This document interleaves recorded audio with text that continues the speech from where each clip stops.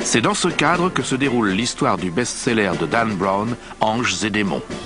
Est-il possible que des forces obscures tentent de détruire l'Église comme le suggère l'auteur? Les communautés secrètes sont apparues à cette époque pour réagir contre la présence dangereusement croissante de l'Église catholique. Un culte ancien pourrait-il ressurgir des ténèbres pour infiltrer le Vatican et faire assassiner un pape? Des papes ont été assassinés. Cette communauté secrète prévoit-elle de prendre le contrôle des gouvernements de ce monde? La priorité de toute communauté secrète est de régner sur le peuple pour qu'il devienne docile et utile, afin de l'asservir et d'en faire des animaux de laboratoire. Le nouvel ordre mondial apparaît-il en filigrane dans le billet d'1 $? Le nouvel ordre mondial est inscrit sur notre billet, et pourtant la plupart des gens l'ignorent. Un homme a décidé de donner les réponses aux questions effrayantes que pose le livre de Dan Brown. Simon Cox, avec l'aide d'autres experts, va nous permettre de distinguer les faits de la fiction et nous révéler ce que nous ignorons encore.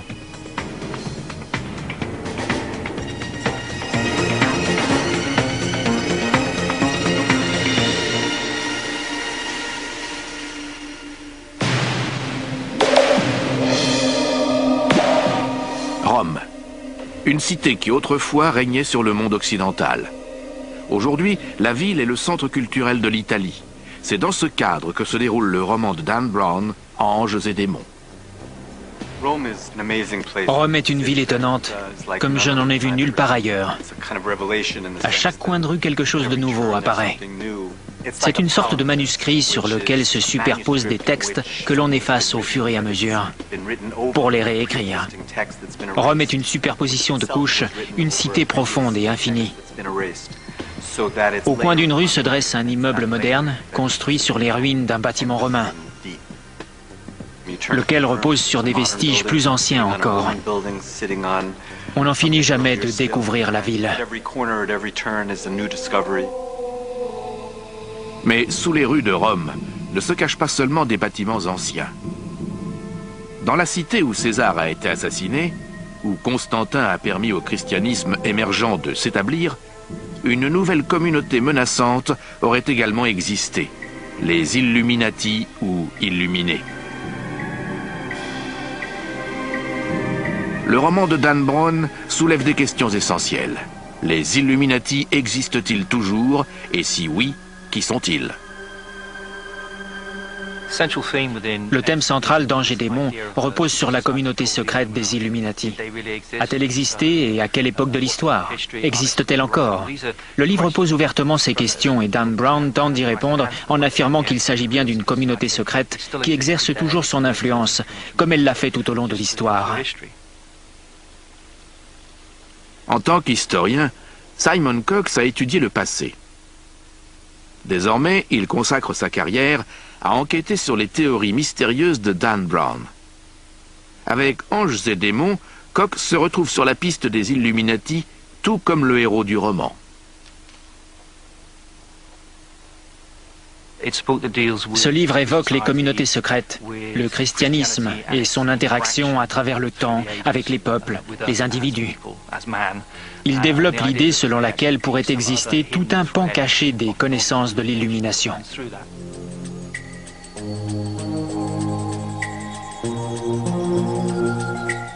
Dans le roman, une communauté secrète connue sous le nom d'Illuminati cherche à détruire le Vatican et à changer le cours des événements planétaires. Pour l'écrivain Jim Marrs, partisan de la théorie du complot, la menace est réelle. Le but intime des Illuminati est la domination du monde. La manière dont ils comptent y parvenir est très détaillée. Ils envisagent d'instruire les jeunes et de les convertir à leur mode de pensée. Ils veulent anéantir la foi et la confiance au sein de la politique, mais aussi de la religion. Les faits sont un peu différents que dans la fiction que Dan Brown met en avant dans Anges et démons. À travers mes recherches, j'ai pu constater que la communauté secrète des Illuminati a existé sous des formes différentes en France et en Espagne. Les livres d'histoire montrent que plusieurs groupes se sont appropriés ce nom à travers les âges. En Espagne, ils ont été persécutés et brûlés sur le bûcher par l'Église catholique à l'époque de l'Inquisition. Mais le mystère ne s'arrête pas là. Ce sont des groupes disparates qui n'ont aucun lien. Le terme Illuminati ou Illuminés, ou encore ceux qui voient la lumière, est assez approprié quand on y songe, pour des groupes qui veulent être éclairés. Mais à mon sens, il n'y a pas de preuve de l'existence d'une communauté secrète réunissant plusieurs groupes qui auraient traversé les époques et dont l'origine remonterait à l'Égypte ancienne. En revanche, nous savons qu'un groupe appelé Illuminati, qui pourrait encore exister à notre époque, est né dans les années 1770, en Bavière.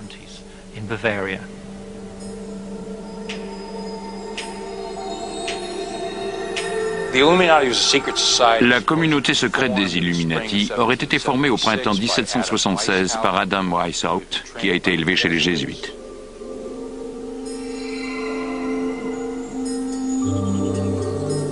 Devon Jackson est journaliste d'investigation pour l'une des plus importantes parutions de nos jours.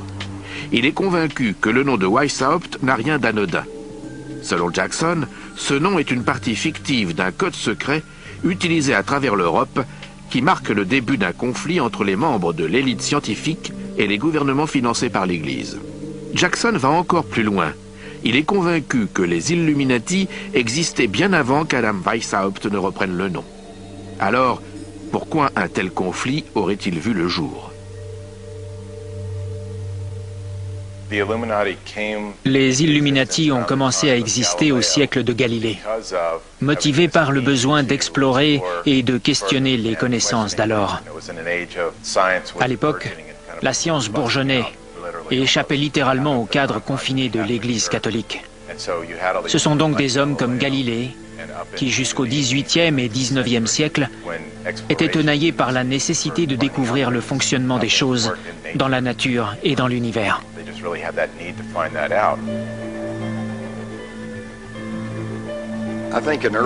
Au cours des siècles précédents, l'Église était vraisemblablement opposée à la science parce qu'elle craignait un conflit entre ses dogmes et la connaissance scientifique. Dan Brown a-t-il vu juste ? Les Illuminati pourraient-ils toujours exister ? Cherche-t-il à détruire les gouvernements nationaux ? Dans son enquête, Simon Cox est persuadé que le début de la réponse réside dans le titre même du livre de Dan Brown. Un titre qui pourrait nous mener droit vers les Illuminati.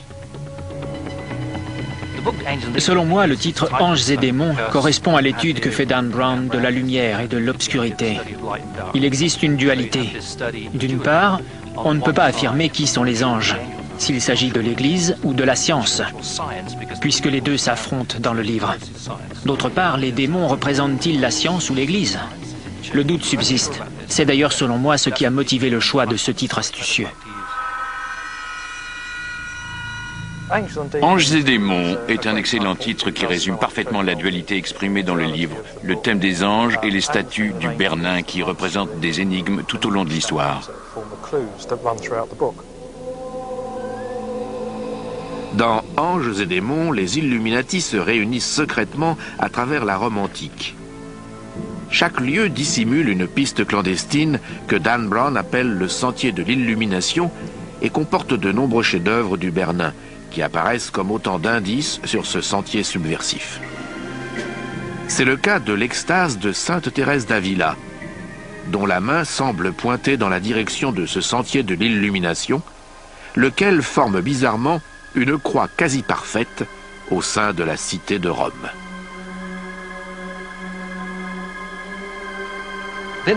Je suis convaincu que le sentier de l'illumination que Dan Brown évoque dans son livre est réel et a été utilisé au fil du temps.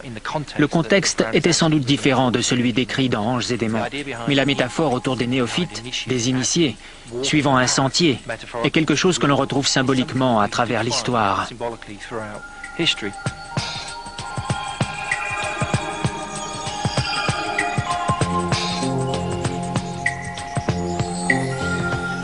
Ce sentier présumé part du lieu le plus connu de Rome, le Vatican. Un site qui accueille près d'une trentaine de millions de visiteurs par an. Il traverse ensuite le Tigre en direction de l'Est à Sainte-Marie de la Victoire. Au nord, la croix débute de l'église Sainte-Marie du Peuple et relie la place Navona.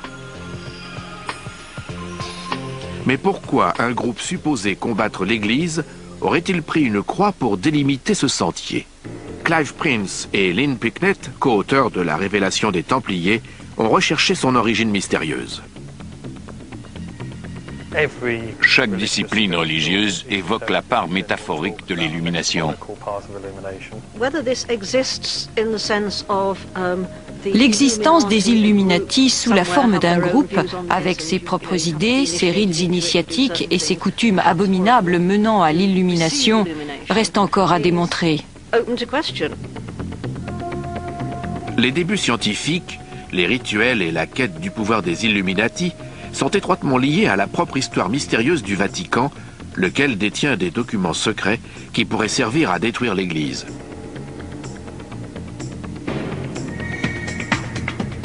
Les Illuminati ont-ils infiltré le Vatican? Ont-ils mis la main sur les documents secrets? Et que se passera-t-il si une autre communauté secrète se les approprie?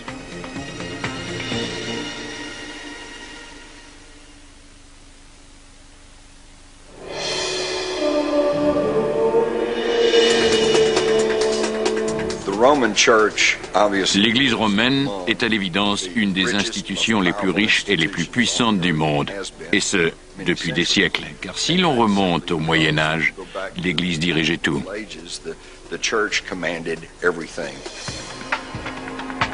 Durant plus d'un millénaire, le Vatican a influencé les événements du monde tout en exerçant un large contrôle sur les royaumes et la monarchie. Le Vatican disait sa volonté au roi, prêtait de l'argent et dirigeait chaque facette de la vie de ses sujets. Avec l'émergence de la démocratie et de la liberté à travers le monde, son pouvoir a diminué, mais c'est encore une institution tout à fait redoutable.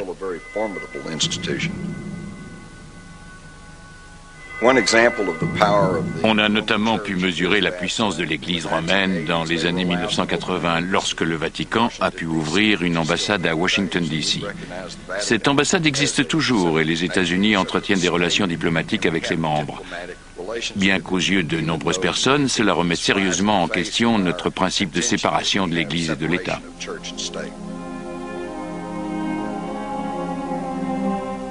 L'emplacement du Vatican est au centre de l'histoire catholique romaine, au cœur même de sa foi. Selon l'histoire catholique et celle du Vatican, les ossements de Saint-Pierre sont enterrés sous la coupole de la basilique Saint-Pierre, de la cité du Vatican, à Rome. Et si les anciennes fondations du Vatican étaient bâties sur autre chose que les restes de Saint-Pierre? Le débat reste ouvert.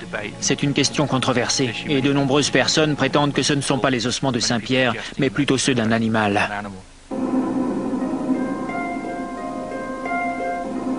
Depuis sa fondation par Constantin le Grand, près de 400 ans après la mort de Jésus, le Vatican a été accusé de conspiration et de dissimulation en tout genre.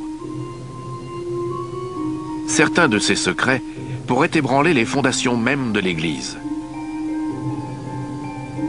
Il s'agit là d'informations qu'elle ne veut pas voir tomber aux mains d'ennemis, comme les Illuminati.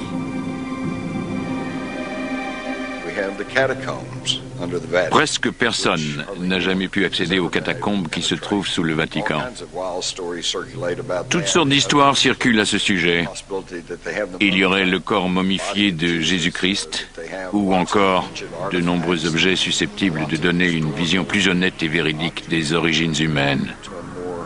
Honest and true understanding of human origins.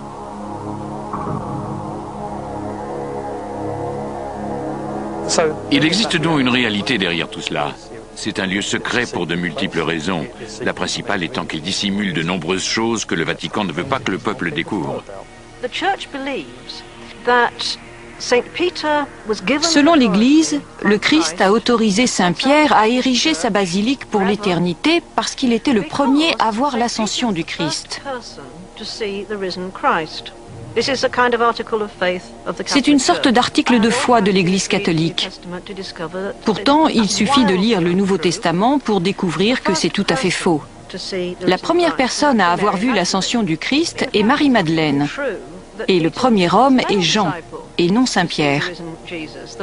Alors, de quoi s'agit-il? Durant des siècles, ces questions n'ont pas été soulevées par crainte de la persécution qu'elles risquaient d'engendrer. Elles concernent le cœur même de l'Église. Saint-Pierre était-il vraiment l'élu destiné à fonder l'Église? Son corps repose-t-il réellement au Vatican? Les premiers scientifiques ont été les premiers à poser ces questions. Face à la popularité croissante des autres religions, l'Église avait de lourds intérêts en jeu. L'Église catholique a adopté une position de détenteur unique de la foi. Il était hors de question que quiconque puisse croire en d'autres dieux, ou que le panthéisme se développe. Le Dieu catholique était le seul envisageable. C'est la position que l'Église a adoptée au cours des 4 premiers siècles de son existence, à une époque où d'autres croyances se disputaient les âmes des peuples. Il fallait que l'Église domine toutes les autres foi en présence.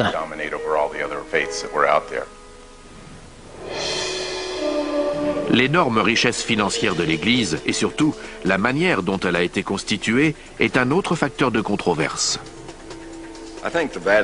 Le Vatican reste discret sur ses finances à cause des polémiques autour des sommes que récolte l'Église. Il ne veut pas que l'on connaisse le détail des montants perçus, ni même la puissance financière qu'il représente. D'ailleurs, dans le cadre de mon travail de journaliste, j'ai constaté que même ici aux États-Unis, les prêtres et les évêques ne maîtrisent que la comptabilité de leur propre paroisse. Ils n'ont pas accès aux chiffres comptables global ou ignorent où va l'argent et qui le perçoit.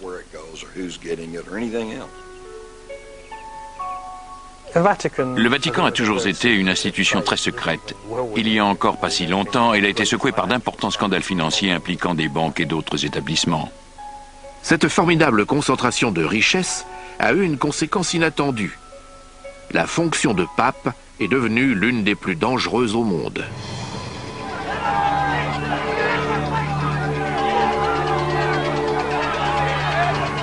Si le livre de Dan Brown est centré sur l'assassinat fictif d'un pape, les recherches, elles, se basent sur des faits historiques réels.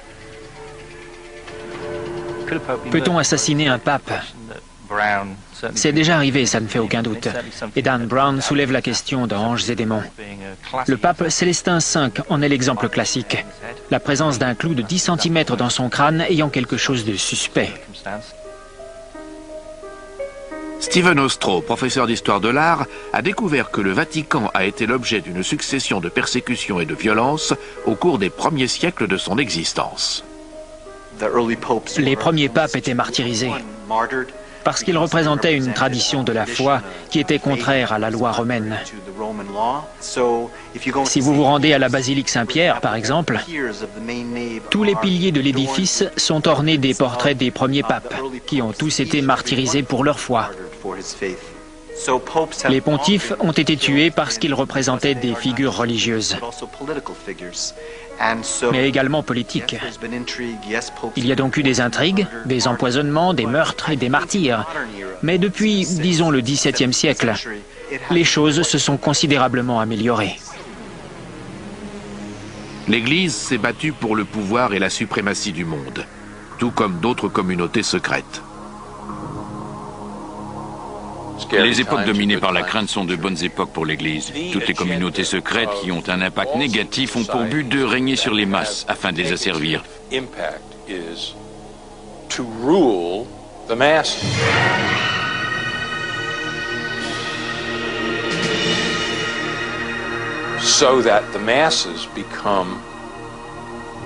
L'idée dominante est celle d'une élite qui regarde le reste de l'humanité avec dédain. L'histoire de l'Église primitive est violente et à l'image d'autres royaumes de son époque, la hiérarchie est gangrénée par des projets secrets de groupes se disputant la suprématie mondiale. Un nouveau mot émerge qui décrit les schémas occultes de cette période. Qualifier l'Église de pornocratie est une utilisation intéressante du mot. C'est un terme peu usité qui signifie gouverner par des prostituées, d'où la racine porno. Historiquement, il se réfère spécifiquement à une période du Xe siècle, qui débute par le règne d'un pape relativement inepte, Serge III, et se poursuit avec une série de pontifes dont la souveraineté est pour le moins amorale. Il semble que Serge III ait fait assassiner un nombre important de cardinaux rivaux pour accéder au siège. Le terme concerne donc une époque où des femmes très puissantes et membres de familles nobles tiraient les ficelles de la papauté pour déterminer quel pape allait régner.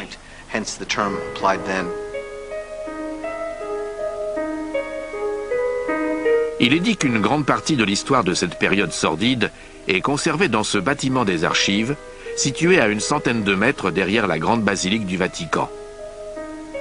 Ce complexe tentaculaire est supposé renfermer la plus grande collection au monde de livres sacrés, dont certains n'ont pas été exhibés depuis des siècles.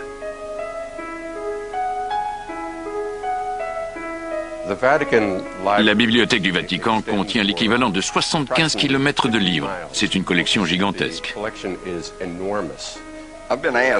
On m'a demandé ce qu'étaient les archives secrètes du Vatican. Je l'ignore parce qu'elles sont secrètes et l'ont été depuis des siècles. Dans Anges et démons, Robert Langdon parvient à voler un document historique des archives qui, selon lui, permettra de découvrir l'endroit où est séquestré le cardinal qui a été enlevé. Un tel larcin est-il possible? Paul Williams est un théologien et l'un des rares chercheurs autorisés à franchir la sécurité rapprochée du Vatican pour étudier les archives. On ne peut pas y rentrer avec une veste ou un attaché-caisse. On ne peut même pas avoir un stylo à encre sur soi. La seule chose autorisée est un crayon à papier et un bloc-notes. Lorsque vous pénétrez dans les archives, un ecclésiastique vous apporte le document exact que vous avez sollicité, si vous avez obtenu l'autorisation. Il reste à vos côtés pendant que vous étudiez l'objet. Il y a des gardes et des concierges derrière vous. Il est donc impossible de dérober quoi que ce soit dans ce bâtiment, même si vous vous appelez Harry Houdini. Les mesures de sécurité draconiennes et l'accès limité poussent à se demander ce que le Vatican dissimule dans ses archives. Quels secrets se cachent le long des 75 km d'étagères? Selon la rumeur, il y aurait des documents extraordinaires concernant la Seconde Guerre mondiale et l'implication, ou plutôt la non-implication du pape dans l'Holocauste et son manquement à dénoncer l'horreur des faits. Le Vatican dispose forcément d'archives secrètes, car il existe des dizaines d'autres évangiles qui n'ont pas été inclus dans le Nouveau Testament et qui comportent des éléments qui feraient beaucoup de tort à l'Église si le peuple en prenait connaissance. Il existe donc à coup sûr une multitude de livres cachés quelque part au Vatican que des chercheurs comme moi aimeraient consulter. Le livre Anges et démons évoque un des secrets qui serait caché au Vatican. Il s'agirait de documents historiques comprenant des écrits et des recherches scientifiques qui n'ont jamais été révélés. Ces textes pourraient comporter des travaux de Galilée et de Copernic, tous deux considérés comme des ennemis de l'Église et que Dan Brown a associés aux Illuminati.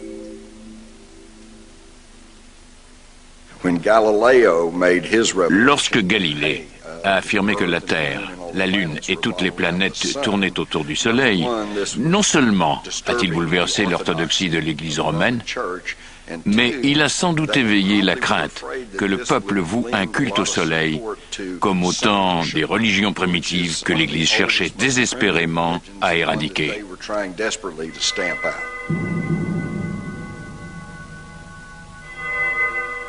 Il est intéressant de remarquer que le livre Anges et démons ne définit pas clairement qui sont les anges et qui sont les démons.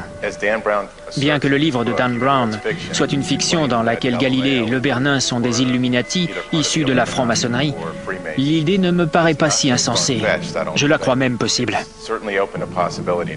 Entre le XVe siècle et le XIXe siècle, les groupes secrets ont connu un véritable âge d'or à travers l'Europe. La science et l'Église ont été en guerre durant des siècles. C'est un conflit qui remonte à l'origine même de la fondation de l'Église. Dès lors qu'une société comme l'Église catholique impose de manière inamovible ses dogmes et ses doctrines comme des vérités absolues, il semble inévitable que des hommes cherchent à les remettre en question. L'oppression du Vatican à l'égard de la science et de la connaissance a-t-elle favorisé la formation de communautés secrètes? Les Illuminati en font-ils partie? Les Illuminati sont probablement passés dans la clandestinité, comme la plupart des organisations persécutées. Les Illuminati sont apparus tardivement dans l'histoire de l'Europe. Mais d'où viennent-ils réellement? Selon certains historiens, ils seraient issus d'une puissante communauté secrète et légendaire, autrefois protégée par le pape, puis détruite sur ordre de ce dernier. Les moines guerriers de l'ordre des chevaliers du Temple. Mais ont-ils vraiment été éliminés?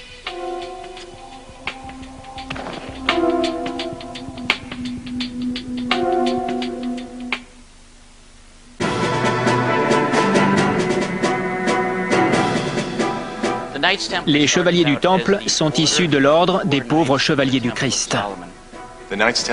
Les chevaliers du Temple étaient supposés être en possession du Saint Graal.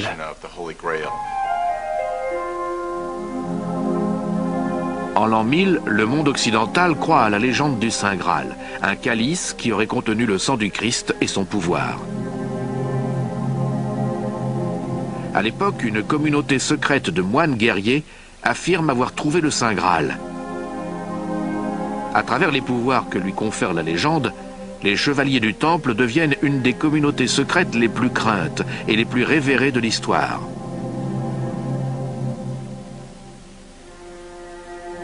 Les écrivains Stephen Ostrow et Devon Jackson, qui ont dédié des années de recherche aux chevaliers du Temple, les décrivent comme les premiers défenseurs du Vatican, avant qu'ils ne deviennent leur plus grande menace. Officiellement, ils étaient là pour protéger les pèlerins sur la route de Jérusalem. Ils ont élu domicile dans le temple de Salomon et vivaient dans les écuries. Pendant plus de 8 ans, ils ont entrepris des fouilles autour du temple. Les chevaliers du temple étaient des moines guerriers qui servaient parfois de garde au pape, mais dont la tâche essentielle était de sécuriser la route des pèlerins et des croisés vers Jérusalem. Ils n'étaient que 9 pendant près de 9 ans, alors ils n'ont pas pu être très efficaces. Ils avaient à l'évidence un autre projet et semblaient être en quête d'autre chose en Terre Sainte. Ils connaissaient certains secrets. En dépit de leurs vœux de pauvreté, les chevaliers accumulent rapidement une fortune plus importante que celle de la plupart des souverains de l'époque. Terre, argent, navires, les chevaliers se mettent à financer les monarques et le Vatican. Les chevaliers du Temple sont devenus une sorte d'entreprise. Ils ont créé la première agence bancaire qui permettait de déposer son or et son argent en Grande-Bretagne et de le retirer une fois arrivé à Jérusalem, afin d'éviter le transport de fonds le long des routes périlleuses. Ils sont donc devenus les plus grands propriétaires d'Europe et possédaient la flotte la plus importante. La richesse et l'influence des Templiers les rendent intrépides et intimidants. Ils n'obéissent à aucun roi, et très vite, pas même au pape. Leur richesse ne constitue peut-être pas leur plus grande menace. L'historienne Lynn Picknett est convaincue que les chevaliers ont donné le jour à une nouvelle religion rivale. Les chevaliers du Temple étaient accusés de cracher sur la croix lors de cérémonies occultes et de vouer un culte à une tête tranchée de barbu. Ils vénéraient cependant ouvertement Saint Jean-Baptiste. Alors, que cela signifie-t-il? Nous avons découvert que les chevaliers du Temple, lorsqu'ils étaient au Moyen-Orient, ont rencontré un groupe appelé l'Église de Jean d'Orient, qui était une communauté de Mandéens originaires de Judée ou d'Égypte il y a 2000 ans et composée de disciples de Saint Jean-Baptiste.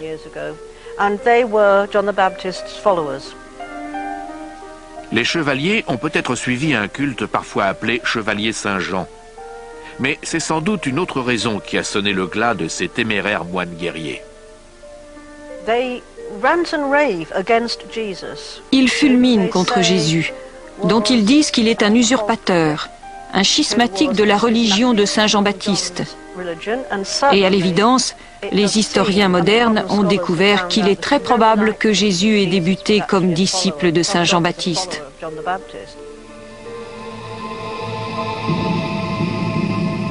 Quelle que soit la raison, les Templiers vont rapidement tenir des réunions clandestines dans des lieux secrets, à la manière du sentier de l'illumination que décrit Dan Brown dans son livre. Par leur fidélité croissante envers Saint Jean-Baptiste, leur richesse et leur puissance, les chevaliers représentent la plus grande menace que le Vatican ait jamais connue. Les chevaliers du Temple refusaient de se soumettre à la moindre autorité et devenaient effroyablement arrogants. Pendant environ 2 siècles, ils ont constitué un ordre d'une puissance incroyable à tous les niveaux, avant de connaître une fin brutale et tragique au début du XIVe siècle, lorsque d'abord le roi de France, puis le pape se sont retournés contre eux. Finalement, les Templiers sont devenus si importants qu'ils ont exacerbé la jalousie du roi de France et la colère du peuple. Ils sont devenus, selon les termes de Sir Walter Scott, aussi pédants que des Templiers, ce qui veut dire qu'ils étaient si fiers qu'ils se permettaient tout, ce qui a poussé le peuple à se liguer contre eux. Les raisons qui ont motivé le démantèlement de l'ordre font encore couler beaucoup d'encre. Le motif officiel est que le roi de France en voulait à leur fortune. Mais à l'époque, les Templiers ont été accusés d'hérésie et de blasphème. Le 12 octobre 1307, les chevaliers du Temple sentent la fin venir. Les historiens sont convaincus qu'ils sont parvenus à faire disparaître leurs immenses richesses en précédant les armées du roi de France lancées à leur poursuite. Ces convois de chariots ont été acheminés jusqu'au port de La Rochelle, où ils ont été chargés sur 17 navires de la flotte des Templiers, qui ont tout simplement disparu de l'histoire. Le lendemain, vendredi 13, les soldats de l'armée française ont arrêté tous les Templiers qu'ils ont trouvés. Ils ont été exécutés, et beaucoup d'entre eux ont fini sur le bûcher. Aujourd'hui, quelques 700 ans plus tard, de nombreuses personnes redoutent encore le vendredi 13. Mais en 1307, lorsque le dernier grand chevalier des Templiers est brûlé, la purge s'arrête. Le roi de France, Philippe VI, dispose à présent des fonds pour partir en guerre contre Édouard Ier d'Angleterre. Mais la purge a-t-elle été efficace ? Certains historiens, comme Jim Marrs, pensent le contraire. L'impact n'a pas été très efficace parce que les Templiers savaient depuis longtemps que cela se produirait. D'ailleurs, l'armée n'a raflé qu'une poignée d'entre eux. Le gros de la troupe s'était enfui ou avait simplement changé de vêtements pour se fondre dans la population. C'est à ce stade que le mystère s'épaissit. Qu'est-il advenu des chevaliers du Temple qui ont survécu avec leurs immenses richesses et leur mépris vis-à-vis de l'Église ? Leurs descendants sont-ils devenus les Illuminati ?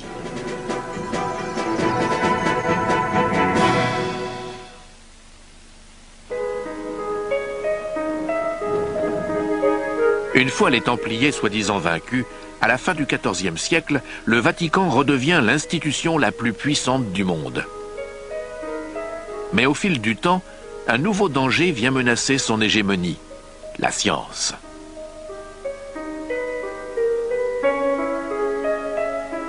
Dan Brown utilise le mot scientifique pour qualifier les membres qui composent l'essentiel de la communauté des Illuminati. Mais ce n'est pas la terminologie qui était employée à l'époque. La confrérie s'est constituée au XVIe siècle afin que ces scientifiques puissent poursuivre et partager leur travail en secret du fait de sa nature. Betty Ann Brown, professeure d'histoire de l'art, est convaincue que les astronomes, les scientifiques et même les artistes ont été les premiers à remettre en question le point de vue du Vatican à l'égard de l'homme et de la nature. L'Église a fonctionné de manière à donner une certaine version du sens de l'existence, et les explications de la science sont souvent entrées en conflit avec le point de vue de l'Église. C'est sans doute pour cela que Galilée a représenté une menace, puisqu'il suggérait que la Terre n'était pas au centre de l'univers, mais qu'elle tournait autour du Soleil, remettant ainsi en cause le dogme catholique.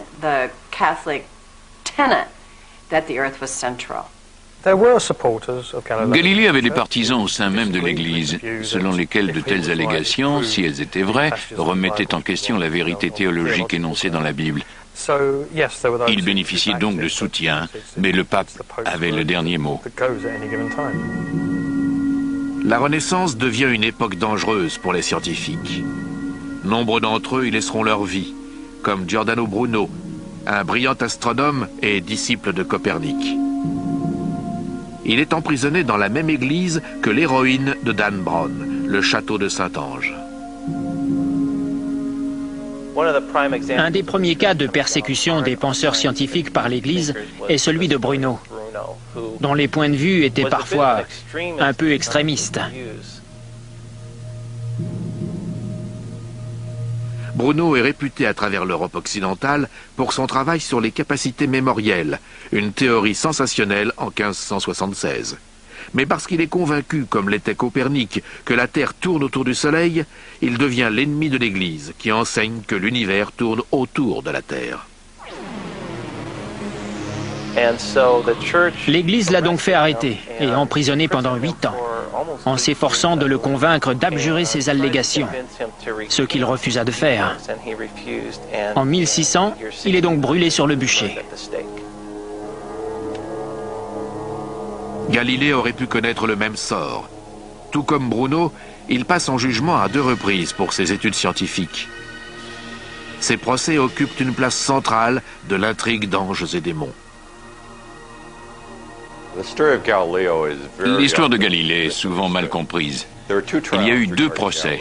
Le premier s'est tenu en 1616 devant les représentants de l'Église parce que Galilée avait soutenu la théorie copernicienne selon laquelle la Terre tournait autour du Soleil et n'était pas au centre de l'univers.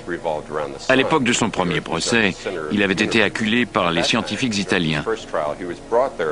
C'est donc en 1616 qu'il a abjuré et admis que Ptolémée avait raison de placer la Terre au centre de l'univers. Il est ensuite retourné à l'université où il a continué à enseigner que notre planète tournait autour du Soleil. En 1632, il est arrêté par l'Inquisition et son nouveau procès débute en 1633. On a souvent dit que Galilée a été contraint d'abjurer, séquestré dans un donjon et affamé, mais tout cela est faux. À l'époque de son procès, il vivait à la Villa Médicis, dans le luxe. Lorsqu'il s'est finalement rétracté, en 1633, le pape a annulé sa peine d'emprisonnement et lui a accordé une retraite financière jusqu'à la fin de ses jours, ainsi qu'un poste honorifique.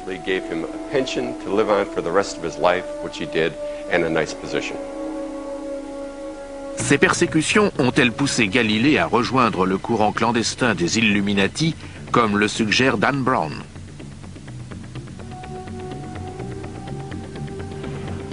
L'historien Clive Prince a la réponse. Galilée ne pouvait pas être un membre des Illuminati puisque le mouvement n'existait pas à son époque. Il n'existe d'ailleurs aucune preuve qu'il ait appartenu à une confrérie similaire, ni même qu'il ait été enclin à rejoindre une quelconque communauté de cet ordre. Cependant, un grand nombre d'artistes et de scientifiques de l'époque deviennent membres de communautés secrètes comme le prieuré de Sion, que les lecteurs du Da Vinci Code connaissent. Je crois pouvoir affirmer que Léonard de Vinci et Isaac Newton étaient tous 2 membres du prieuré de Sion. Mais de Vinci était versé dans différentes activités ésotériques. C'était une sorte d'esprit universel. Et il paraît donc plausible qu'il ait appartenu à une confrérie occulte. Ne serait-ce qu'à travers ses tableaux et ses dessins, dont le sens aujourd'hui encore nous échappe, et pourrait très bien indiquer son appartenance à une communauté secrète de quelque ordre. Dans Anges et démons, Dan Brown avance l'idée que des hommes comme les sculpteurs Le Bernin ou Raphaël ont pu appartenir à la communauté secrète des Illuminati. Mes recherches ont montré que ce n'était absolument pas le cas. Le Bernin et Raphaël étaient tous 2 très religieux. C'était une époque qui préfigurait le siècle des Lumières, un âge de raison, au cours duquel de nombreux scientifiques, comme Galilée, accédaient à des connaissances qui échappaient aux compétences de l'Église catholique. Leur rationalisme et leur approche scientifique élargissaient considérablement leur champ de vérité. Les scientifiques de la Renaissance ne sont pas les seuls à chercher à élargir le champ de la vérité. Cette bataille pour la suprématie de la planète dure depuis longtemps. Comment mène-t-on un tel combat?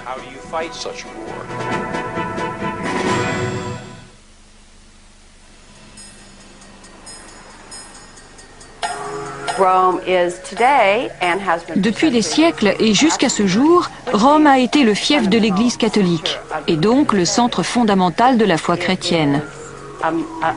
C'est un mélange de différentes sources issues de l'Égypte, de l'Afrique et du monde entier. La cité de Rome regorge de symboles antiques. C'est une des raisons pour lesquelles le roman de Dan Brown est situé sur place. Mais c'est aussi pour son patrimoine artistique. Selon l'historienne de l'art Betty Ann Brown, ces deux raisons ont servi à transmettre des messages secrets, certains ayant même pu se trouver sur les mystérieux sentiers de l'illumination. Le Bernin, en tant qu'artiste Illuminati, s'est beaucoup servi de motifs égyptiens dans son travail, pour la simple raison qu'à l'époque de ses œuvres, les symboles égyptiens étaient très en vogue. C'est une très bonne chose qu'il ait choisi le Bernin comme personnage central de la ville de Rome. La période baroque était une époque au cours de laquelle la culture occidentale était centrée autour de la production d'images. Rome était le cœur des représentations picturales de l'ensemble de la civilisation, et dans ce registre, le Bernin était un dieu. C'est peut-être même un doux euphémisme. Le Bernin est l'un des artistes les plus célèbres de tous les temps. Au cours du XVIIe siècle, il réalise les colonnes de la place Saint-Pierre ainsi que les 140 sculptures de saints qui trônent à leur sommet. Il est possible que le Bernin ait introduit certains symboles dans la plupart de ses œuvres, ainsi que des idées que l'Église aurait pu interpréter comme opposées à son point de vue de l'époque. Mais tout comme Raphaël, la symbolique est la marque du Bernin. Son travail artistique ne fait qu'incorporer les nouvelles idées scientifiques d'un Copernic ou d'un Galilée.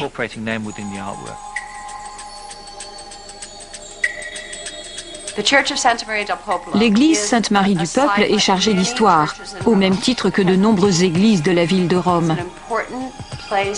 Si le Bernin est le maître des Illuminati, cet édifice est un lieu important pour la confrérie secrète, puisqu'elle comporte deux de ses sculptures, celle de Daniel et celle d'Havakuk, avec un ange. L'ange est venu dire à Havakuk de venir en aide à Daniel et pointe dans une direction. Havakuk résiste un instant et pointe dans l'autre direction.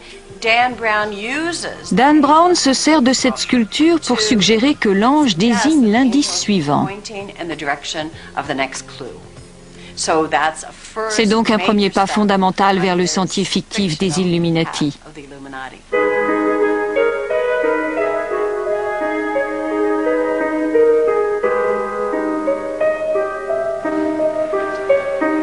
Autre lieu sur le sentier de l'illumination de Dan Brown, la fontaine des 4 fleuves du Bernin. Elle est située à la pointe sud-ouest de la croix du sentier, de l'autre côté du Tigre. Au centre de ce chef-d'œuvre baroque se dresse un grand obélisque. Le Bernin a-t-il volontairement choisi l'emplacement de cet édifice païen comme un signe ? L'obélisque au centre de la fontaine des 4 fleuves est un des anciens édifices de Rome, qui se trouvait sur un autre site, sous les décombres et la poussière. Le pape Innocent X, qui encourageait le travail du Bernin, avait ordonné cette fontaine. Il voulait ériger un monument au centre de la place, qui était en quelque sorte son jardin particulier, puisqu'il jouxtait son palais. Il souhaitait voir un édifice à la gloire du pape et de l'Église au centre de l'esplanade. Il est intéressant de se demander pourquoi les œuvres du Bernin comportaient tant de motifs égyptiens. C'est une question qui a intrigué les partisans de la théorie du complot pendant des siècles. Sur la fontaine des 4 fleuves, chacun des personnages humains représente un cours d'eau, et les symboles servent à distinguer chaque fleuve. Ce sont des signes manifestes, mais le Bernin aurait très bien pu dissimuler toutes sortes de petites astuces s'il avait voulu. Ce n'est pas la fontaine qui laisse perplexes les historiens, mais cette sculpture, souvent considérée comme le chef-d'œuvre du Bernin. Elle se trouve exactement à l'extrême est du sentier de l'illumination de Dan Brown. Difficile de croire à une coïncidence. L'extase de Sainte Thérèse d'Avila est l'une des œuvres les plus extraordinaires du Bernin. Le corps sculptural est la pièce centrale de l'ensemble de la chapelle que l'artiste a réalisé pour la famille Cornaro, de riches Vénitiens. Cette œuvre illustre l'un des passages les plus remarquables des écrits de Sainte Thérèse d'Avila, où elle décrit l'une de ses nombreuses rencontres avec le divin.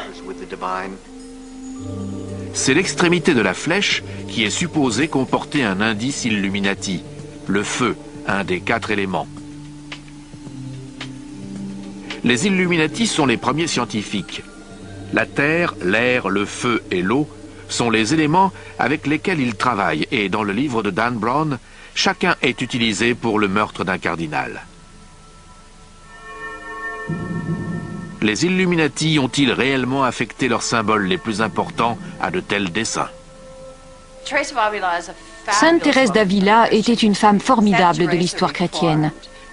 Elle a réformé l'ordre des Carmélites en permettant à des femmes de conditions modestes d'entrer au couvent par le biais du travail, ne réservant plus l'accès à une élite dont les dots permettaient de couvrir les frais de pension à vie.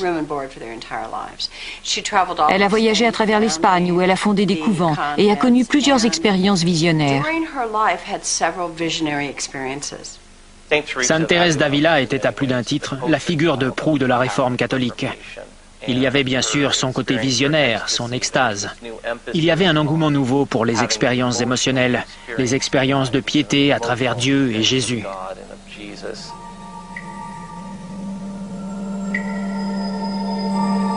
Le Bernin a survécu à 8 papes, 8 bienfaiteurs, ce qui lui a permis de créer la plupart des œuvres les plus précieuses du Vatican, dont la célèbre place Saint-Pierre. Mais un autre artiste de la Renaissance pourrait bien avoir glissé le même genre de message secret dans son travail, Raphaël. Cette fois, il ne figure pas sur des obélisques ou des flèches de feu. L'un d'entre eux se situe à l'une des extrémités de la croix délimitant le sentier de l'illumination. Les pyramides de la chapelle Chigi sont uniques en termes de représentation et de forme funéraire de la Renaissance.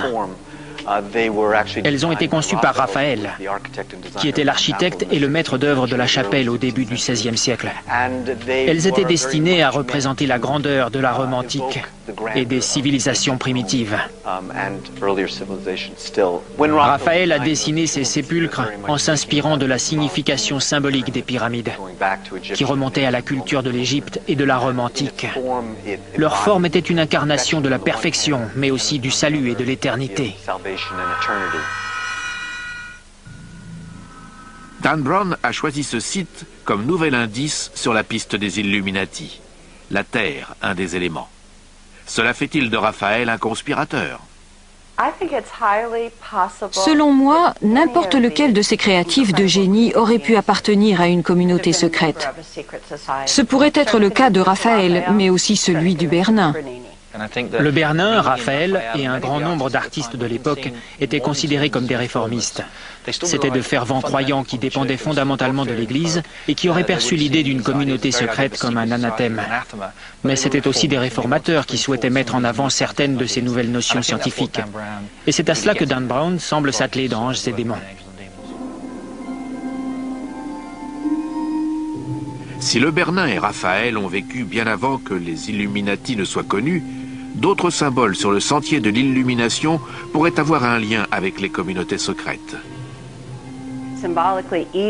L'Égypte est la source des symboles Illuminati, qui jouent un rôle significatif dans Anges et démons.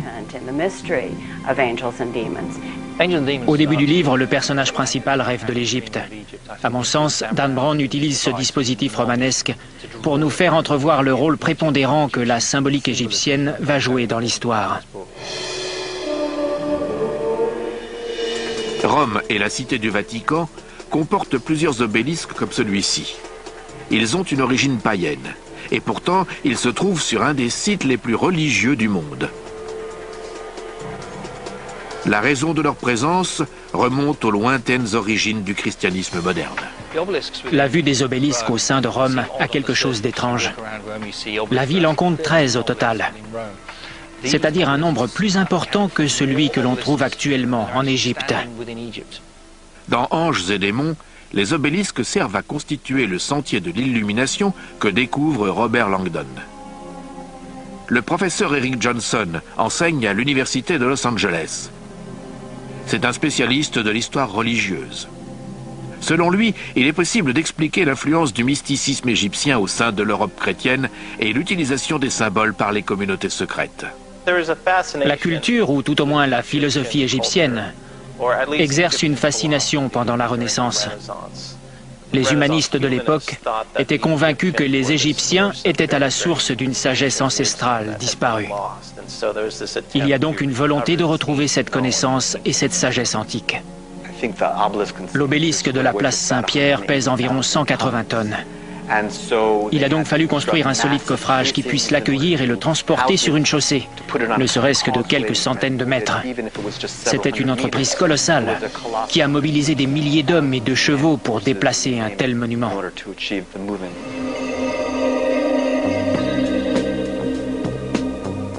C'est au pied de cet obélisque qu'a lieu l'un des plus abominables meurtres du livre de Dan Brown.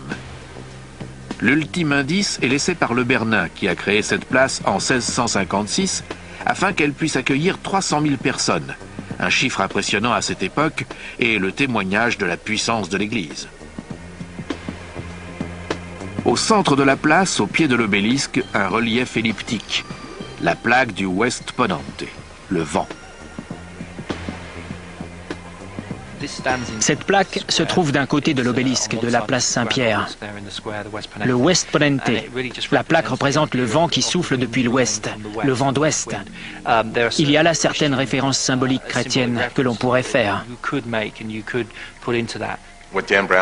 Ce qui marginalise un peu plus les Illuminati dans les livres de Dan Brown, ce qui les situe plus près du côté obscur, c'est qu'une grande partie de leur symbolique, de leur conception des choses et de leurs soi-disant rituels sont empruntés aux Égyptiens et aux Babyloniens, ce que tout le monde faisait à l'époque.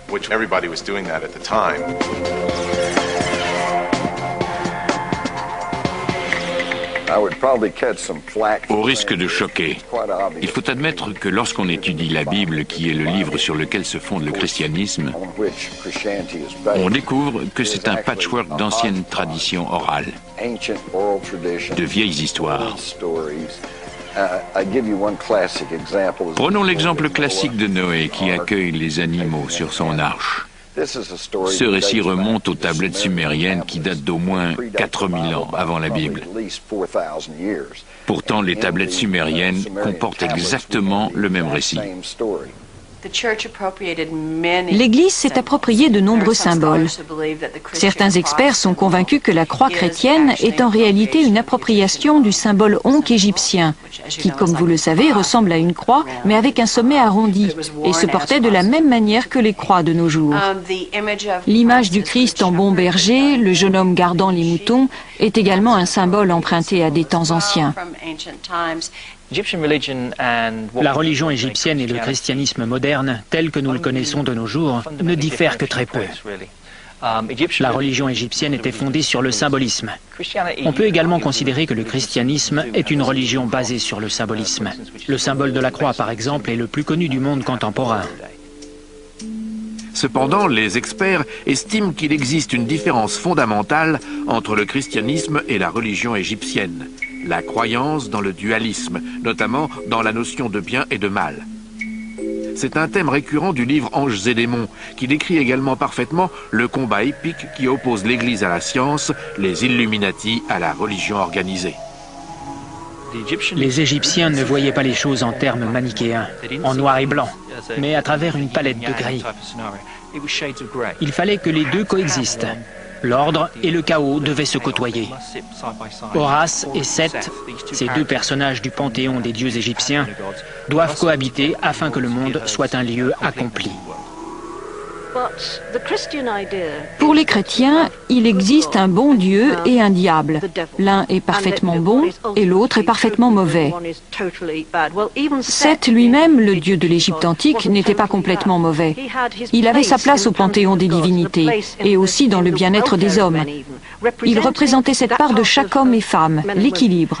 Les Égyptiens étaient très axés sur l'équilibre, ce qui n'est pas le cas du christianisme. La religion chrétienne se définit clairement en termes manichéens, ce qui n'a rien à voir avec la notion d'équilibre. Il y a le paradis et l'enfer, Dieu et le diable. Il s'agit donc à proprement parler de faire son choix. Vous êtes avec nous ou contre nous? Et ce sont ces éléments du christianisme qui constituent une différence fondamentale avec l'identité religieuse égyptienne des premiers temps.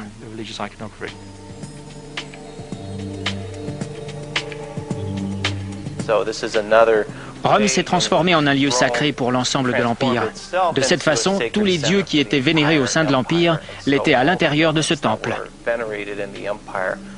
Plus tard, lorsque le christianisme a été légalisé et qu'il est ensuite devenu la religion officielle de l'Empire romain, il est apparu normal de reconvertir tous ces temples païens en lieux de culte chrétien.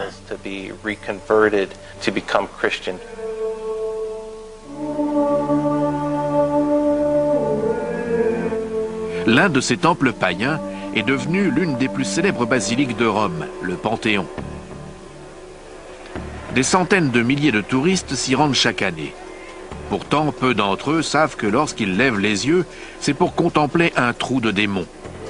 À présent, ils seront sans doute nombreux à y voir un repère Illuminati.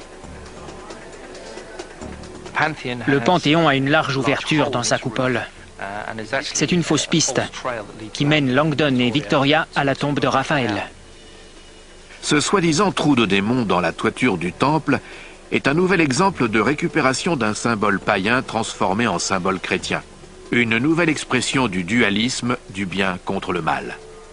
Ils sont persuadés que l'un des meurtres va se dérouler sur les lieux. Mais ce n'est pas le cas. Ce qui est intéressant, c'est qu'ils introduisent l'idée du trou du démon à ce stade de l'histoire en l'assimilant au toit du Panthéon. L'historien Simon Cox est persuadé que le sentier de l'illumination a au moins une raison d'être réel. Le sentier de l'illumination que Dan Brown évoque dans son livre est réel et a été utilisé au fil des temps. Le contexte était sans doute différent de celui décrit dans Anges et démons. Mais la métaphore autour des néophytes, des initiés suivant un sentier, est quelque chose que l'on retrouve symboliquement à travers l'histoire.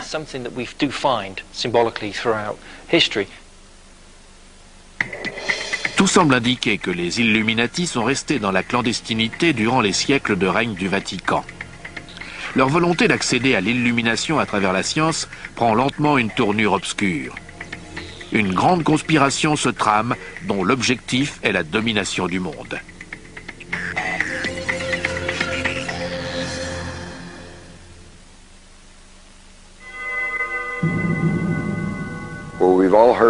Nous savons tous que la connaissance mène au pouvoir, mais la connaissance occulte est encore plus puissante. Et les Illuminati, si c'est encore leur nom, sont un mouvement dont le mot d'ordre et la fin justifient les moyens.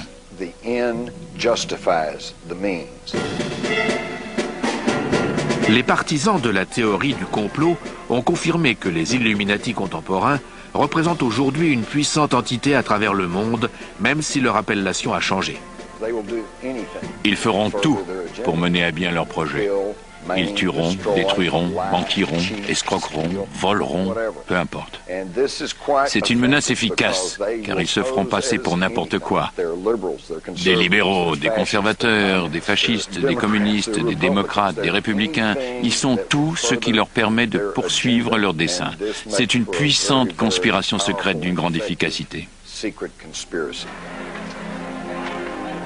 Les partisans de la théorie du complot comme Jim Marrs et Paul Williams prétendent que l'appel aux armes des Illuminati est survenu lors de la formation de la confrérie secrète la plus controversée de ces 3 derniers siècles, les francs-maçons. Une ancienne secte de bâtisseurs et de maçons qui pourrait remonter à l'ancienne Égypte. Le terme franc-maçon est franco-anglais. Il est issu de la contraction du mot libre et de maçon, désignant ceux qui travaillaient à la construction des édifices. Lorsqu'ils n'ont plus eu le droit d'être des Templiers, ils se sont regroupés. Leur communauté ne rassemblait pas que des maçons, mais tous les corps de bâtiment. Ils ont formé des loges, et ainsi, lorsqu'un frère maçon venant d'une autre loge se présentait dans une ville, ses pairs avaient le devoir de l'héberger, de le nourrir, et dans la mesure du possible, de lui donner du travail. Pour d'autres, comme le journaliste d'investigation John Rappoport, les chevaliers du Temple sont simplement passés dans la clandestinité sans jamais disparaître. Mais à présent, il prétend que les chevaliers ont ressurgi et probablement infiltré la franc-maçonnerie.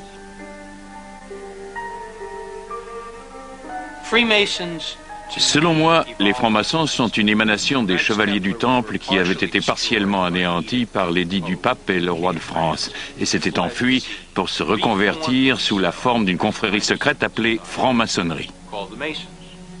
Ils se sont affranchis de leur passé de Templiers afin que personne ne découvre qu'il s'agissait d'une reconstitution.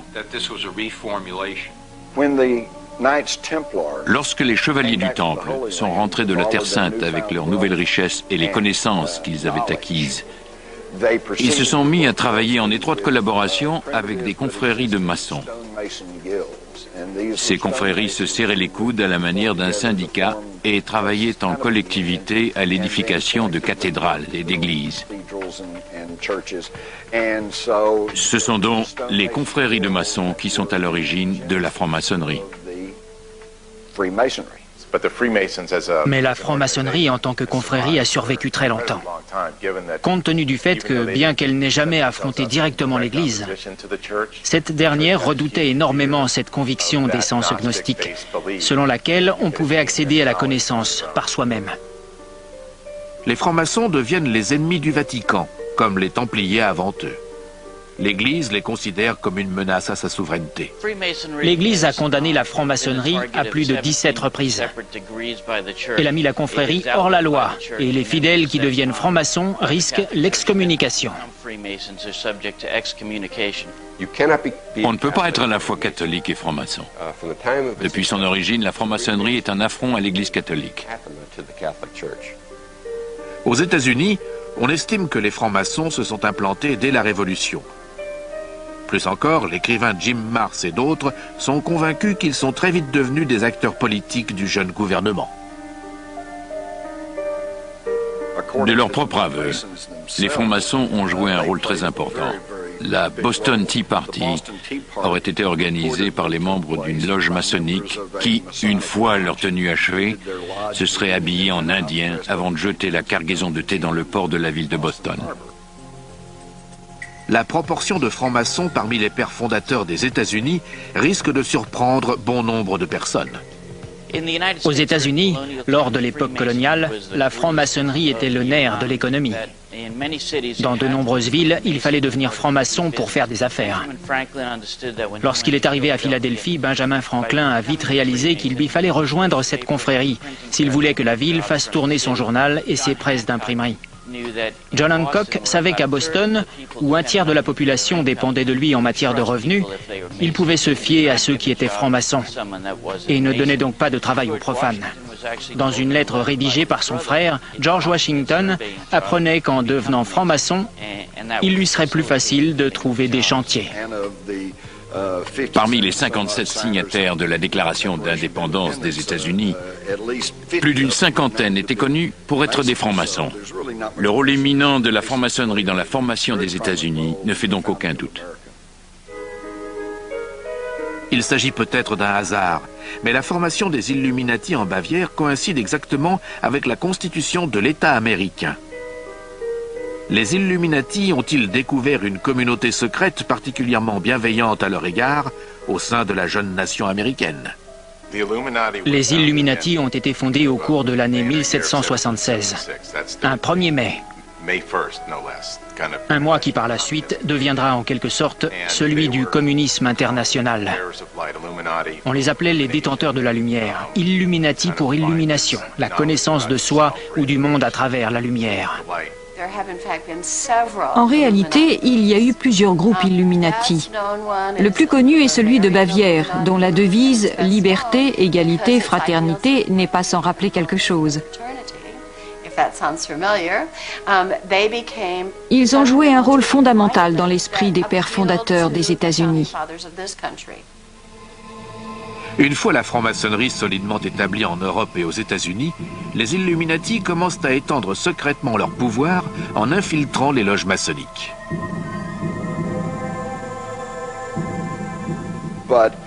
Mais en 1782, à la convention de Wilhelmsbad, les Illuminati se sont introduits au sein des Chevaliers du Temple, au sein même de la franc-maçonnerie.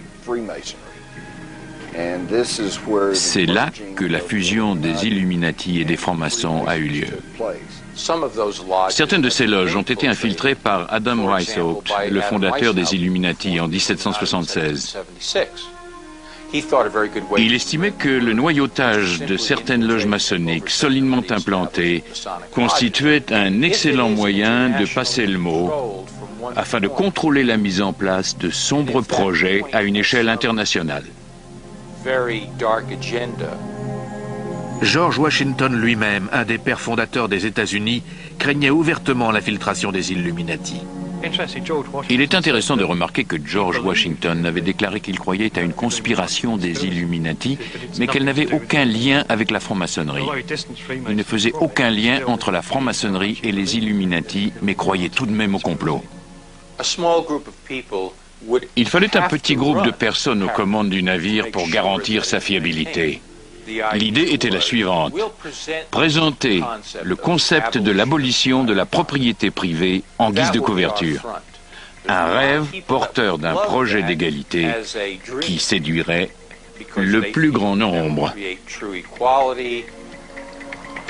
Mais derrière ces idéaux utopiques se cache la volonté de domination à l'échelle planétaire.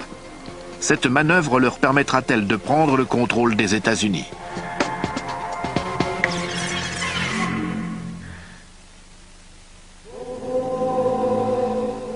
Alors que les francs-maçons illuminés étendent leur emprise sur le monde, le pouvoir, l'influence et la richesse de l'Église catholique romaine déclinent lentement.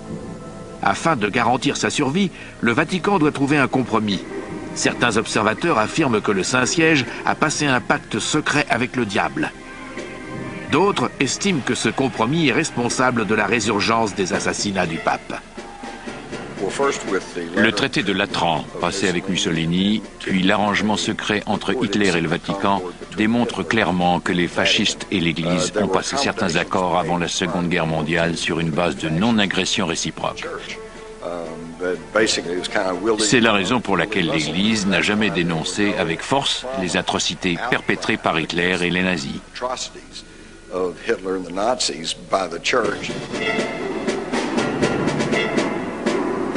Cette prétendue infiltration secrète du Vatican par des puissances externes a pu sauver l'Église de l'anéantissement. Cependant, certains estiment que cela en fait un complice du génocide qui allait suivre. Le pape Pie XI a signé le concordat avec Hitler et avec Mussolini. Il a servi ces deux régimes fascistes. Vers la fin de son pontificat, il est revenu sur ses positions car il savait qu'il avait fait une erreur. Il a vu la souffrance du peuple juif à travers l'Allemagne et la Pologne, les ghettos, les camps de concentration et la persécution des ecclésiastiques catholiques en Allemagne.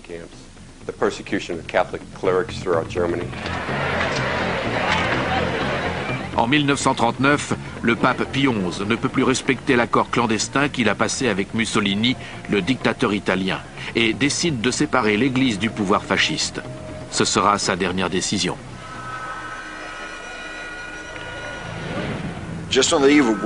À la veille de la Seconde Guerre mondiale, le pape Pie XI déclare son mécontentement à l'égard des concordats négociés avec Mussolini et Hitler. Il menace de dénoncer publiquement les accords secrets passés entre l'Église et le pouvoir fasciste, mais il meurt subitement. La mort soudaine de Pie XI réduit à néant le projet destiné à rompre l'alliance entre le Vatican et les fascistes. Les pontifes sont à nouveau en danger de mort, tout comme ils l'étaient au Moyen-Âge. Aujourd'hui encore, les experts soulèvent des questions troublantes autour de la mort du pape. Immédiatement après la mort du pape, 2 personnes sont entrées dans sa chambre. L'une d'entre elles était le cardinal Pacelli, le futur Pie XII, et principal instigateur du concordat passé avec Hitler. L'autre était le médecin du Vatican. Le cardinal Pacelli et le médecin du Vatican ordonnent immédiatement que le corps du souverain pontife soit embaumé. L'Église n'a encore jamais autorisé cette pratique auparavant. Par ailleurs, le Vatican interdit de pratiquer l'autopsie du corps, ne faisant qu'accroître les soupçons. La mort de Pie XI demeure encore un mystère à ce jour. Il y a de bonnes raisons de croire qu'il a été empoisonné par les fascistes italiens.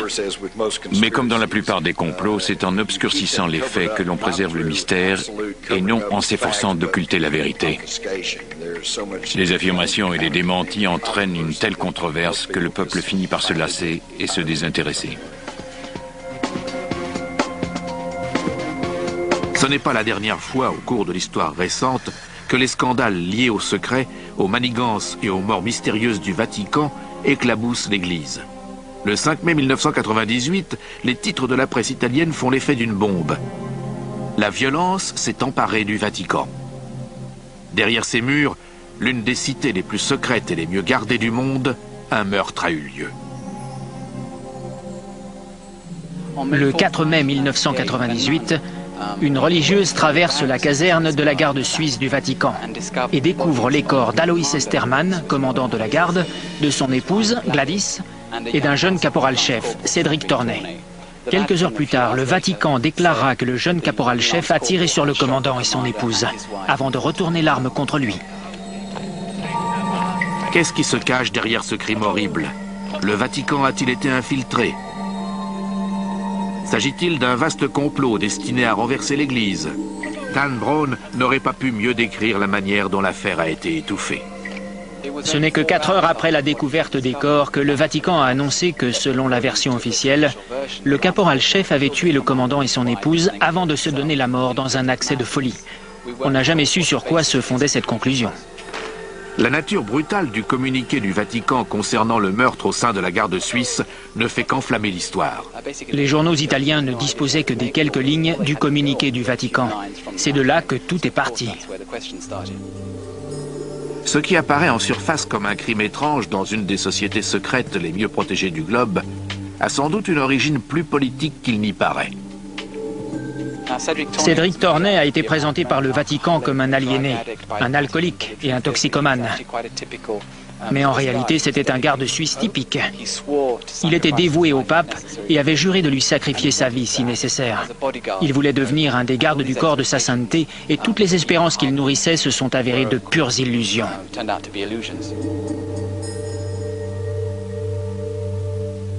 Mais par un tour inattendu, le journaliste d'investigation Devon Jackson découvre un lien possible entre la garde suisse, cette armée d'élite ayant juré de protéger le pape, et une ancienne communauté secrète, les Chevaliers du Temple. Ceux-là même qui, après l'avoir protégé, furent anéantis par le pape. Cette investigation a-t-elle démasqué la résurgence de la communauté secrète? L'affaire n'a jamais été résolue. Comme ses prédécesseurs, les Chevaliers du Temple, la garde suisse, gardent jalousement son secret. En dépit de l'énorme pression de l'opinion publique pour qu'une enquête soit ouverte afin de connaître les responsables des meurtres, le Vatican étouffe l'affaire. Il refuse l'aide du gouvernement italien et celle d'autres experts. Le lendemain des meurtres, L'ensemble de la garde suisse est rassemblé et contraint de jurer de garder le silence sur l'affaire et sur le moindre détail concernant les protagonistes impliqués.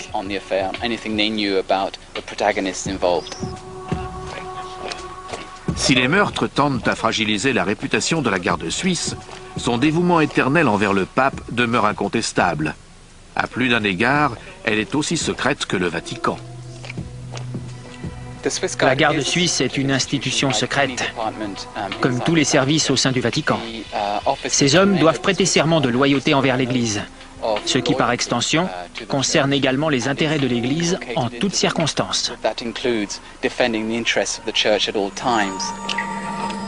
Bien que Dan Brown décrive la garde suisse comme une armée privée d'élite dans Anges et démons, les experts ont une toute autre opinion. Il est plus approprié de décrire la garde suisse comme une attraction touristique, un tigre de papier plutôt qu'une force d'intervention d'élite. À cause de leurs relations tangibles avec le Vatican, certains soupçonnent même que des ennemis de la papauté comme les chevaliers du Temple ont infiltré la garde suisse il y a des siècles. Lorsque les chevaliers du Temple ont délaissé leur tunique et se sont mêlés à la population, il paraît logique qu'ils aient cherché à infiltrer des postes de pouvoir, à rejoindre la garde suisse autour du Vatican et des communautés secrètes. Ils ont certainement noyauté un grand nombre de milieux. Selon la rumeur, le Vatican a toujours eu un service secret. Ce n'est pas un service de renseignement tel que nous le connaissons dans les pays occidentaux, mais un réseau d'information. Un réseau prodigieux car il se fonde sur les prêtres. En Italie et à travers le monde et sur toutes sortes d'institutions religieuses qui transmettent un flot d'informations vers le Vatican. Mais le système a ses faiblesses. Le terrorisme en est une. C'est pourquoi il doit compter sur des informations émanant de la CIA, des renseignements généraux français ou des services italiens. Après avoir bien étudié la garde suisse, j'en ai conclu qu'elle n'était pas équipée pour assurer la protection du pape.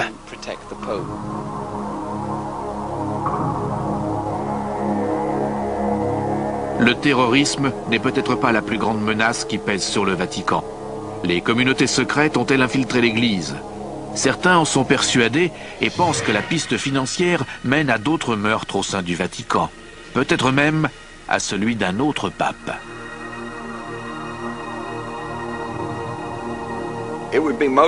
Il serait bon que tout le monde puisse étudier le dossier du scandale de la loge P2 survenu en Italie dans les années 80, à l'époque de l'administration Reagan.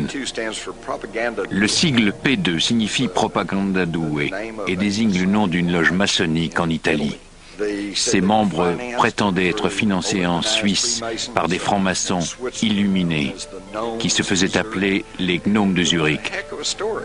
C'était une affaire qui a fait du bruit en Europe, mais aux États-Unis, on n'en a presque pas entendu parler. La loge Propaganda Due entretient d'étroits liens financiers avec la Banque du Vatican, dirigée par l'archevêque Thomas Marsecus, originaire de Chicago.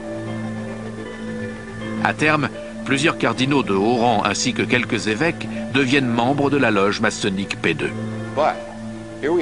Dans les années 60, cette organisation maçonnique secrète était devenue extrêmement puissante. Elle étendait ses activités à travers le monde et comptait parmi ses membres plus de 121 dignitaires catholiques, et pas des moindres, des archevêques, des évêques, des cardinaux.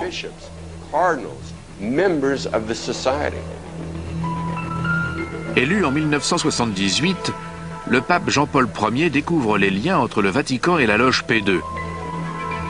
Il lance une investigation, mais mourra avant de la voir aboutir.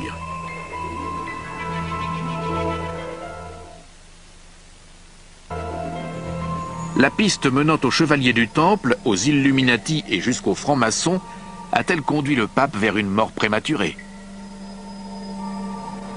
L'historien Clive Prince penche pour la thèse d'un complot interne. De nombreux observateurs ont soupçonné qu'il s'agissait du travail d'une sorte de faction au sein de l'Église, au sein de l'administration de l'Église, qui ne voulait pas faire élire ce pape parce qu'elle craignait qu'il ne découvre les scandales financiers qui avaient cours à l'époque. Quelques années après la mort de Jean-Paul Ier, le Vatican est balayé par l'affaire de la banque Ambrosia, le plus gros scandale financier du monde qui débouchera sur une nouvelle mort étrange. La loge P2 était également très impliquée dans les opérations de banque. Et à l'époque, la banque Ambrosia, l'une des plus importantes d'Italie, que l'on appelait la Banque du Vatican, a fait faillite. Le directeur s'appelait Roberto Calvi. Il a été retrouvé pendu à un pont de la ville de Londres, avec des cailloux dans ses poches, comme pour préciser qu'il s'agissait d'un meurtre maçonnique et non d'une simple exécution. Une règle maçonnique stipule qu'un traître doit être pendu avant la marée montante, ce qui fut le cas, et que son assassinat doit porter les marques du groupe maçonnique qu'il a trahi, d'où les 5 briques dans ses poches.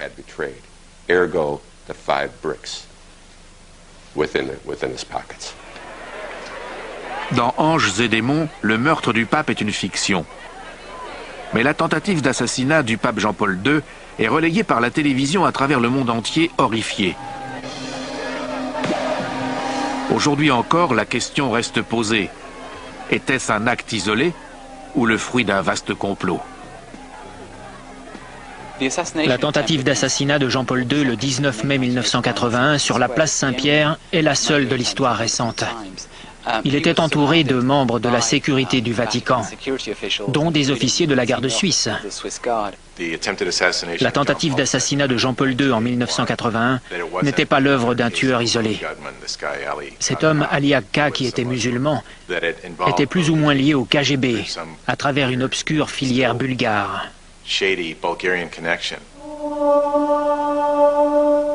La position ouvertement anticommuniste de Jean-Paul II a-t-elle incité le complot de son assassinat?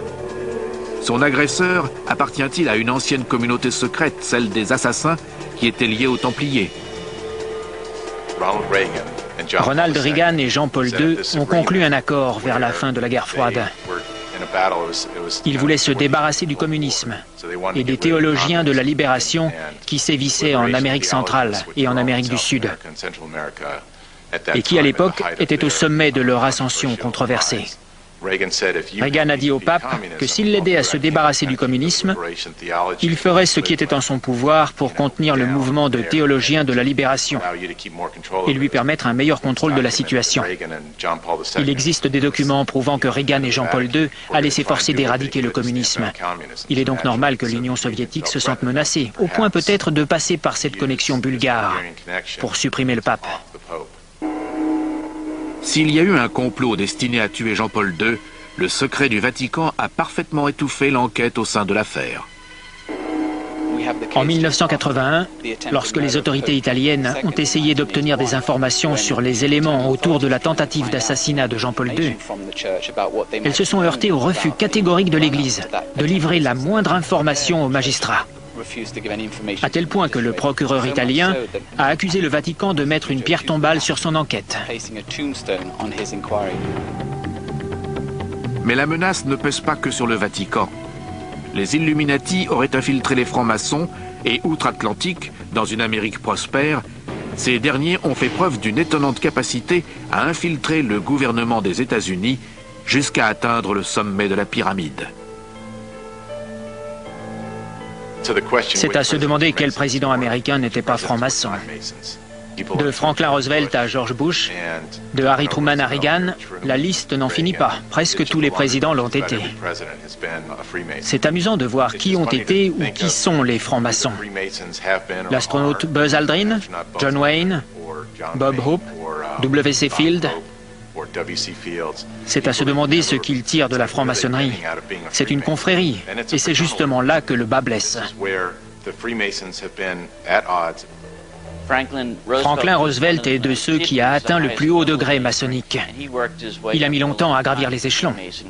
Gerald Ford a sans doute été nommé à titre honorifique, mais certains initiés estiment qu'un tiers des présidents américains étaient francs-maçons.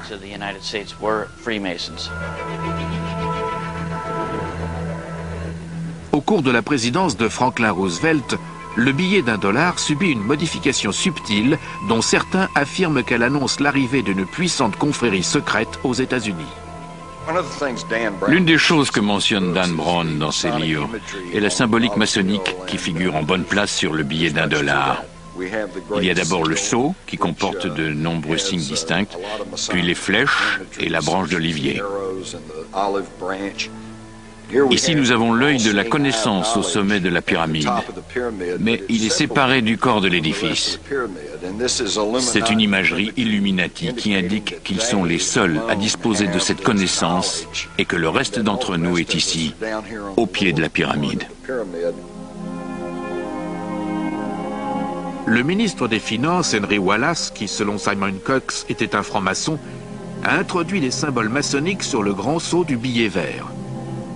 Il a également ajouté ces mots effrayants. Le terme Novos Ordo Seclorum signifie Nouvel Ordre Mondial. Les francs-maçons parlent de Dieu, du grand architecte. Autrement dit, nos billets de banque évoquent un ordre nouveau, et pourtant la plupart des gens n'en savent rien.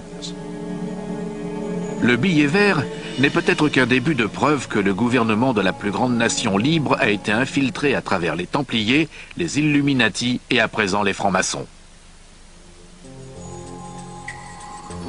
Le monument de Washington est un obélisque qui a la forme d'une structure égyptienne, dont la signification est essentiellement identique. Elle était initialement dédiée au dieu Osiris, mais elle représente le pouvoir de tous les dieux. Le tracé de la ville de Washington, D.C. met en valeur l'architecture sacrée. Le Capitole, la Maison Blanche et l'obélisque sont les trois édifices les plus importants.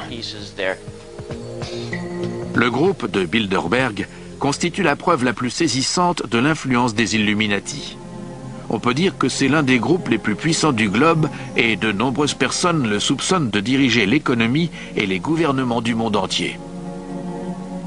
Le groupe de Bilderberg est apparu en 1954.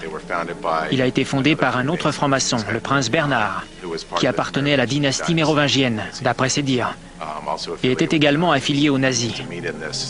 Le groupe se rencontrait dans un hôtel des Pays-Bas, l'hôtel Bilderberg, dont ils ont conservé le nom. Au cours de l'une de leurs réunions, David Rockefeller, que beaucoup de gens considèrent comme un marionnettiste dirigeant les chefs de file du monde entier, a suggéré de créer une commission qui est devenue la commission trilatérale, dont le nom fait allusion, par pure coïncidence, aux trois côtés d'une pyramide.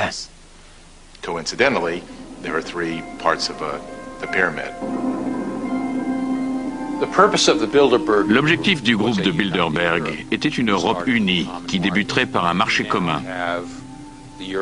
À présent, l'Union européenne cherche désespérément à faire ratifier une constitution par les pays membres, en vertu de laquelle les gouvernements déjà imposants de chaque État souverain seront dirigés par un gouvernement encore plus imposant, appelé Union européenne. Les bureaucrates contrôleront toute l'Europe. Il n'y aura plus de frontières, le règne d'une minorité sur la masse. Il y a une grande part de secret, surtout au sein du groupe de Bilderberg. Il y a une grande part d'intimité autour de ce qui se décide au sein de la commission trilatérale. Et le fait qu'ils aient envie de façonner le monde selon leurs desseins, de déterminer ce qui est bien et les moyens d'y parvenir, permet de faire le lien avec le nouvel ordre mondial, la pyramide, l'œil et la tradition maçonnique.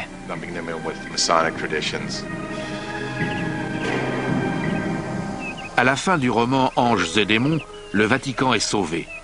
Mais le combat opposant la science à l'Église se poursuit-il de nos jours? On m'a demandé qui, de l'Église ou des Illuminati, était en passe de l'emporter. C'est difficile à dire, parce que c'est un conflit muet. Les journaux et la presse n'en parlent pas, et la télévision non plus.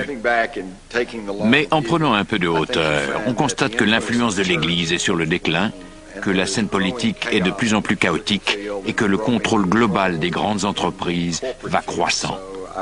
Donc à mon sens, les Illuminati ont pris de l'avance. Ils ont toujours combattu la science, et avec plus de 400 ans de retard, ils viennent tout juste d'absoudre Galilée pour avoir affirmé que le Soleil était au centre de l'univers. Aujourd'hui, ils tueraient à nouveau Galilée, ou le feraient enchaîner.